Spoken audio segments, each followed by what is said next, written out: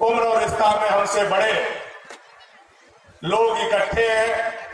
आपके चरणों में भी भानु प्रताप शाही इस पवित्र अवसर पर आपको प्रणाम करता है, आपका अभिवादन करता है, आपका अभिनंदन करता है।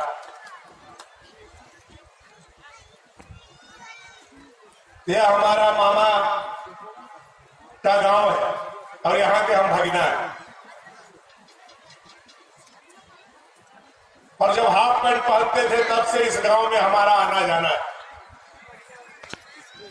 कभी कल्पना भी हम नहीं किए थे कि पंडा नदी के इस पार इतना भव्य हनुमान जी का मंदिर और इतना दिव्य सूर्य भगवान का मंदिर का स्थापना हुआ है। लेकिन हमारे विपिन भैया जैसे लोग, हमारे विजय भैया जैसे लोग, हमारे अरुण भैया जैसे लोग, अमरिंदर भैया जैसे लोग, हमारे रामचंद्र भैया जैसे लोग,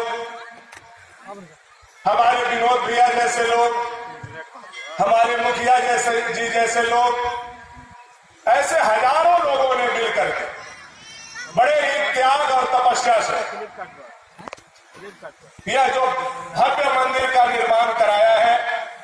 मैं आप सभी लोगों का अपनी तरफ से नहीं बल्कि अपने क्षेत्र के 5 लाख जनता की तरफ से आभार प्रकट करता हूं और आप सभी लोगों को इसके लिए नमन करता हूं। वाकई यह पुल पर चढ़ करके पहला बार पुल बनने के बाद हम चढ़ करके जब आ रहे थे तो पुल पर चढ़ने के बाद नजारा कुछ और, ऐसा लग रहा है कि हम करीबाटी गांव में नहीं बल्कि हम उड़ीसा के कोणार्क मंदिर के सामने खड़े हैं।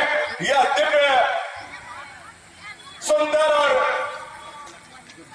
विशाल मंदिर को देख करके ऐसा मन में भावना उत्पन्न होगा। आप जैसे महान लोगों ने इतना बड़ा काम किया है।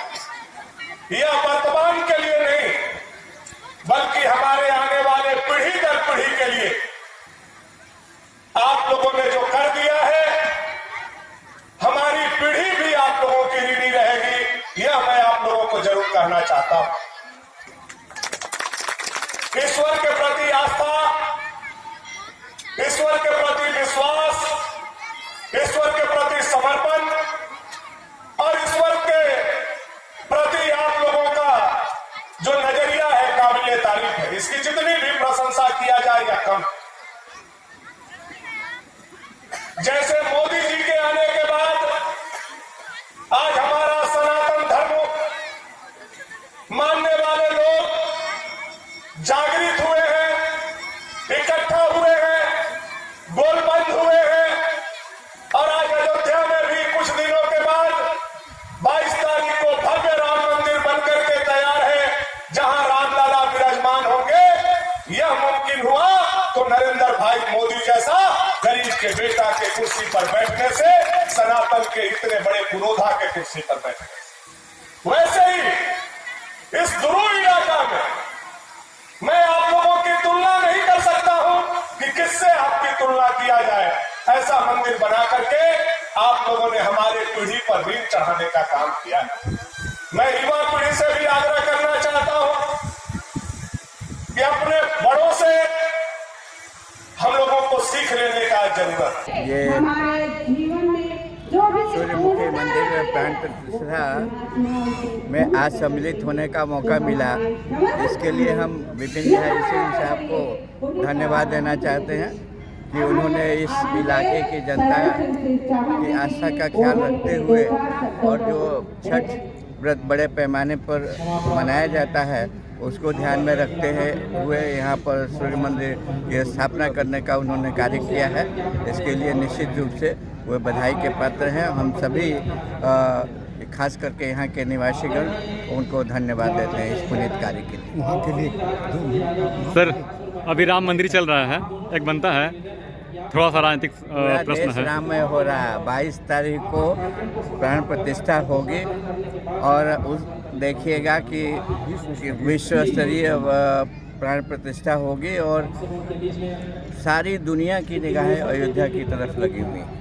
कांग्रेस बोल रही है कि इसे भाजपा का प्रोग्राम बना दिया गया, मोदी जी का प्रोग्राम बना दिया गया। कांग्रेस तो RSS को नाम ना देंगे। कांग्रेस तो हमेशा ही स्यूडो सेकुलरिज्म में विश्वास करने वाली पार्टी रही है।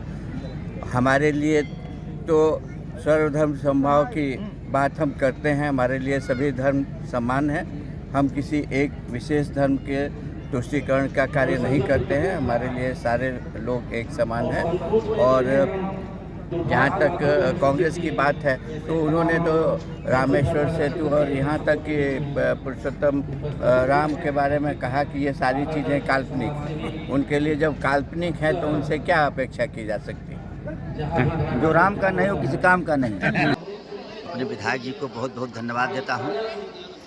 इस छोटे से गांव में इतना भव्य हनुमान मंदिर बना हुआ था और आने के लिए लोगों को रास्ता नहीं था, पुल नहीं था पंडा नदी में, लेकिन इन्होंने भव्य पुल बना करके यहाँ के लोगों को हनुमान मंदिर तक पहुँचाने का काम किया। मैं विधायक जी को बहुत बहुत धन्यवाद और बधाई देता हूँ।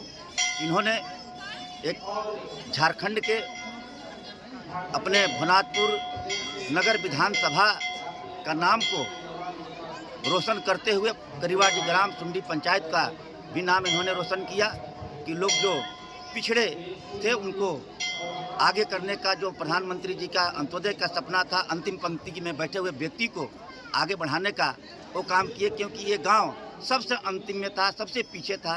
यहाँ के लोगों के लिए रास्ता नहीं था, रोड नहीं था, बिजली नहीं था।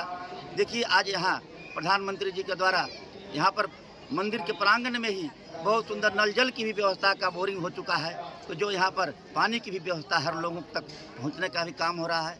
और ये हम तो क्या करने वाले हैं, प्रभु श्री राम, बजरंगबली और सूर्य भगवान का आशीर्वाद हम सभी पर है। हम सभी मिल करके ये काम को कर रहे हैं। केवल मैं ही नहीं करता, पूरे समाज, पूरे लोग मिल करके काम कर रहे हैं। देखिए हमारे विजय चाय यहाँ पर खड़े हैं, बहुत बड़ा योगदान उनका इस मंदिर में भी है। केवल हमारा ही योगदान नहीं है, पूरे समाज का, पूरे परिवार का, सभी लोगों का योगदान है। योगदान होकर के ये बहुत बड़ा भव्य मंदिर बना है।